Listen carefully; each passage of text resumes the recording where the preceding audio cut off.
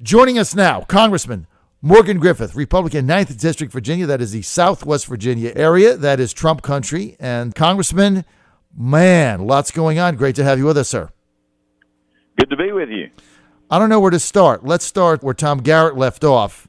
A lot of people now very concerned about these missing trove of text messages among Peter Strzok, the FBI investigator, intelligence officer, and his mistress, Lisa somebody, 6 months gone missing, kind of like the Hillary Clinton emails. Couldn't find those either. They banged them out with hammers. That's a little suspect. Then we got this memo that only House of Representative members can see under lock and key, much like the 3000 TPP thing that you had to go in there. You couldn't have your phone, and you couldn't take it out, and it's classified. Have you seen it, and what's the deal? Well, I have seen it. I can't talk about it a whole lot, but I do think that we ought to release that to the American people, let them make up their own minds. I would say that I don't want to oversell it, but it is of great concern, particularly if you are like me, somebody who studies the law and wants to make sure that things are done the American way, which is, with a lot of truth and a lot of justice. But that's about as far as I can go. How do you get it released?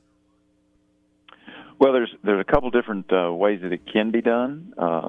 Right now, we're going to let the committee have a little debate. I believe that the votes are there on the committee to send that to the floor, and then the floor votes on it, and then that releases it. It's still, we're not, releasing everything. It's just the memo, and the memo has been crafted in such a way that it doesn't, reveal any huge state secrets or sources or anything like that, but it does give you the basic rundown.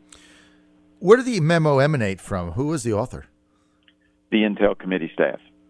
Intel Committee staff. Select Committee on Intelligence for the House Select Committee on Intelligence. So they got information and they circulated this memo to other members. Well, they voted to release it to the members already. Most of the time, a lot of those documents are not out there for general consumption. But they held a vote and said, we think the members of the House ought to see this. And then we all went down there to see it, or most of us did. And Congressman, the Democrats didn't even want it to be released to the members, the Democrats on the committee, right? That is my understanding, yes, sir. Very dangerous. Okay, so you can't talk about the memo. You're acting to get it released. It seems like it's going to get out of committee. Then it'll go to the floor. Then it'll be interesting to see what Republicans vote no, if any, right? And what Democrats vote no. Because if the Democrats vote no, anybody that votes no would have to be opposed to transparency to the citizens whom they represent. How do you do that? How do you reconcile that one? Well, it has to be something fairly significant because the Intel Committee does a lot of memos for their internal use and for the committee to look at. So you don't want to release every memo that the Intel Committee produces, but this is one of national importance that the American people need to see. And so while you wouldn't want to do it, every frosty morn, there is a procedure for us to do it. And in this case, I believe we ought to use it. All right. So it sounds like that you're in favor of getting this released, right? Oh, absolutely. Congressman, absolutely. The American people need to know what's out there, understand what's going on, and make their own judgment. Will it potentially spark outrage?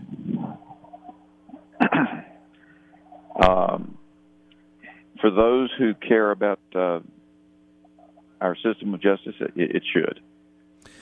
All right. Give us a time frame. Well, I would have liked to have seen it done before we left, but I understand the committee wants to work its process and not make it look like this is something that you do every day. But at the same time, I think as soon as we get back, we ought to start that process. And that's Monday. We'll be back Monday. It's going to be interesting. Congressman, I want to get to government shutdown. You and I, and now the President Trump, are a proponent of Mitch McConnell getting rid of this ridiculous man-made 60-vote hide behind mommy's apron cloture rule that I think is like playing prevent defense.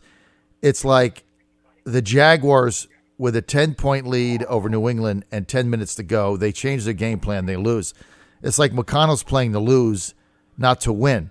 So this thing is man-made. It's contrived.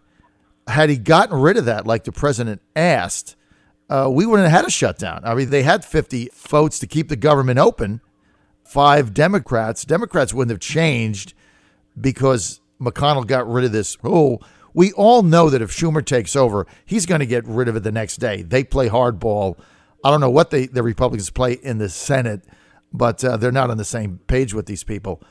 What is the purpose of this, and why doesn't the leader just get rid of it? Well, I can't explain why they don't just get rid of it. They have had this rule since 1975, and both parties have used it. Both parties have abused it. But the bottom line is it's bad for the republic as a whole. Look, I tell this to folks all the time. If you take the votes and then you let the voters decide, and I'm convinced that this rule kept cap and trade, which was bad for my district, from passing. Okay. But if the Senate had voted on it, I submit to you that I suspect that Mark Warner would have voted for it, and Ed Gillespie would have beaten him in the next election on that issue alone.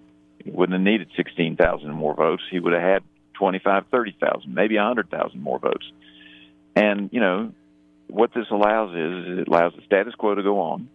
You can't shake up Washington, whether you're a Democrat who wants to shake it up or a Republican who wants to shake it up, when you know that all it takes is 40 votes to stop things. And, you know, whether the Democrats are in control or not, the Republic has to work, and the people have to see what's going on. And right now they're mad at Congress, rightfully so, on both sides of the aisle. The people don't understand why nothing gets done. Well, nothing gets done because of this modern rule that requires 60 votes to bring a bill to the floor. Only took 50 or a majority to pass a bill, but you can't even bring it up if you don't have 60 votes. It's absolutely insane. It is insane. And I love what you're saying, Congressman Griffith, which is take the votes and then let the people decide. I mean, that's what the Republic is built on. That's what the system, the Constitution put in place. You take the votes and then the people decide one way or the other.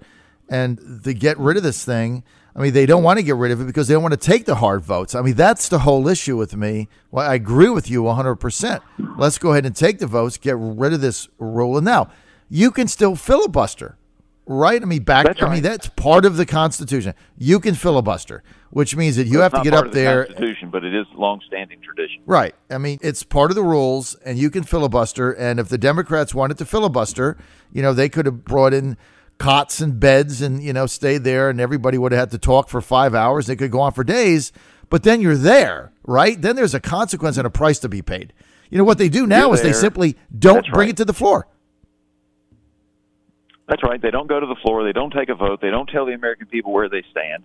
They have this process where you can do a secret hold, and you can do that for 30 days. But then what happens is Senator A does it for 30 days, then Senator B, then Senator A, then Senator B.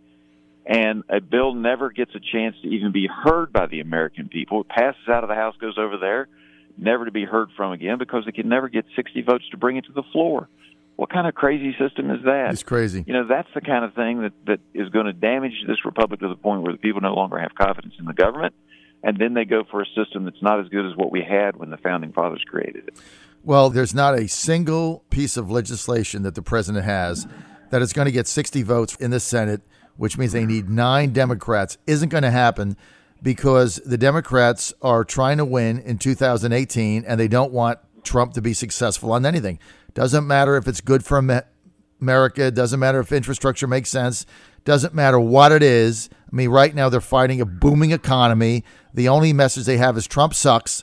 And so Trump's a racist, and Trump eats too many cheeseburgers and drinks too many Diet Cokes. And even Steve Bannon says he's a whack job, right? That's all they have. So they have nothing else. They have no message. And so the only thing they can do is stop the president from getting anything else done because of this ridiculous rule. And Mitch McConnell, to me, is just part of the problem in not getting rid of this. Now, let's get to DACA and immigration reform. Here's what the president has said. He said, look, I'll go with amnesty. I'll go with it. I understand it, right? I understand the predicament these people are in, even though their parents willfully broke the law. I get it. But in order to get that, I want long-term structural legislative immigration reform. I want to get rid of chain migration. Doesn't make any sense. Go to merit. I want to get rid of these ridiculous visa lottery system that is a threat to our security and makes no sense whatsoever for the economy we have right now. I want real border security, which includes funding for my wall. The Democrats are saying you're not going to get any of that. We just want amnesty for those that are here now. Plus, we want chain migration so the 3 million turn into, 20 million. I mean, how can this ever get resolved? Well, and it may be that same thing we were just talking about, the 60-vote rule, but the bottom line is I don't think the Democrats want to resolve it. I think they want an issue for the campaign. Because American people want to take care of these kids who came here when they were 2 and 3 years old. There's nobody who says that, we should be forcing them back to wherever they came from when they don't know other country but this one. But at the same time, we got fooled with the Reagan deal when they said they would fix the wall later or secure the border. They didn't do it. We've got to secure the border. We've got to secure the ports. We've got to make sure that we're doing a whole lot more on our immigration reform. And there's a compromise that can be made. The problem is I don't really think the Democrats in the Senate want a compromise. I think there's some in the House that do. They want an issue for the 2018 and the 2020 elections to be able to say that the Republicans are mean, that they're racist, that we're against immigrants, whatever they can say. If we reach a compromise, they can't say that anymore. So they've got to do everything they can to make us look unreasonable. Let me take this deal that allegedly was presented to the president. That Schumer kept saying during the shutdown, well, we had a deal. He said, bring us a deal. What the president said was, bring me a bill, I'll sign it. Do you know those folks never talked to anybody in the House? They never talked to our leadership. They never talked to Bob Goodlatte about their deal. They made, a handful of senators went off and made a deal and thought that because they're senators, they get to do whatever they want to, and it doesn't matter about the House. Well, that's not the way the Constitution reads, and so I really got angry about that. Every time he said that, I jumped up out of my chair and said, what the heck are you talking about? Because, that's not the way the system works, and you didn't include the House. If they'd gotten the bill through the House and the Senate, then maybe they could say the president had reneged on his deal. But they didn't live up to their end of the deal. They didn't bring a bill that could pass both the House and the Senate, and it was a comprehensive compromise. And then they wanted to blast the president for changing his mind. No, he didn't. I mean, it was the Gang of Five: Chuck Schumer, Dick Durbin, Lindsey Graham, all open border. I mean, Lindsey Graham has been arguing for open borders forever. So as soon as he's involved, I lose interest. But you got 535 members of Congress, and 5 people are supposed to get behind closed doors in the Senate, 4 Democrats and 1 Republican, and Jeff Flake, and resolve this. I mean, come on, the whole thing was asinine from the start, and you called them out, and I commend you on that, no question about it. Let's get to Trump's tariffs. Now, Congressman, you know that I'm a protectionist, so I'm really excited about this. I am so excited that the president finally slapped tariffs on these cheating countries, especially the 50% tariff on washing machines subsidized by the South Korean government in order to put our washing machine businesses under, cost us jobs, Maytag, the whole bit, gone. And so he put the 50% tariff on that. Then he put a 30% tariff on Chicom-funded solar panels, cheap labor, and the Chinese government, like the South Koreans, subsidizing the panels so that they dump them in the U.S. and they're way under market. So the people buy them to put our solar panel makers out of business and cost us jobs. Now the Chinese say they're going to retaliate. Who cares? What is your position on these 2 tariffs and why? Well, I certainly support when people have been cheating, putting tariffs on them. I do think that sometimes there might need to be a little bit of a grace period in there for those businesses that are American businesses that have already invested a lot of money on a project. Now, that's unfortunate, and there are going to be people hurt. And I have a project in Whitfield that's probably not going to happen because of it. But long term, it's the right thing to do. And, we need to have fair competition and not be taken advantage of by the Chinese or the South Koreans or whomever out there. And so long term, I think it's the right policy. I hate that I'm going to lose a project in Whitfield, but long term, I think it's the right thing for the United States of America. What is the project you're talking about in Whitfield? There's a solar project down there that they were going to put in, and it may not make financial sense to do it at all without the solar panels they were planning to buy from China.